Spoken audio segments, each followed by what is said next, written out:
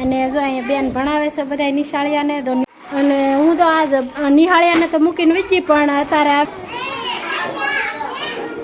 માતાજી જય શ્રી કૃષ્ણ બધાને તો જો આપણે આજે આવેલા છીએ આંગણવાડીએ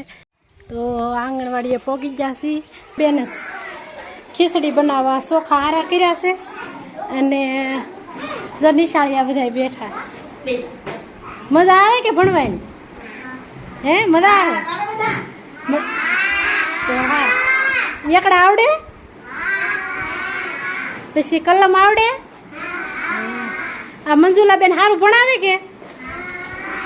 નાસ્તો કેવો ખવડાવે હે સારો ખવડાવે ને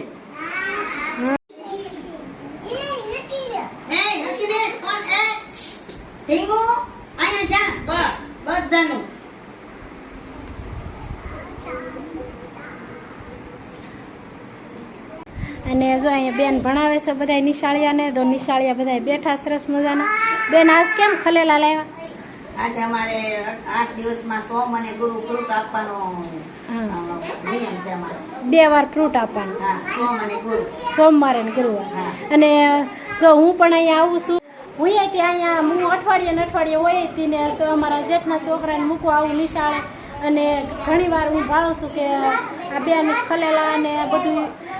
ગમે સિઝન હોય એ પ્રમાણે એ બધી વસ્તુ લાવે છે અઠવાડિયામાં 2 વાર ફ્રૂટ આપે કેળા હોય ચીકુ હોય દાડમ હોય બધી વસ્તુ હોય અને બધા નિશાળિયાને આપે અને 2 નાસ્તા બનાવે સણા ને ખીચડી હોય ક્યારેક લાપસી ને એવું હોય બધું નોખું બનાવેલું હોય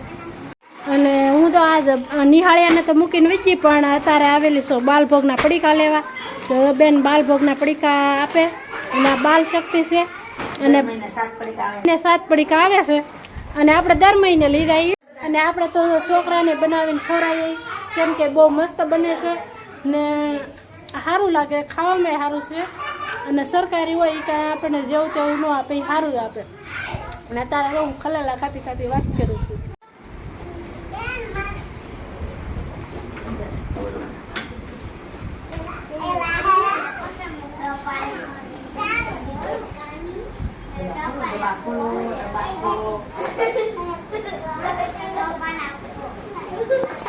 દીપક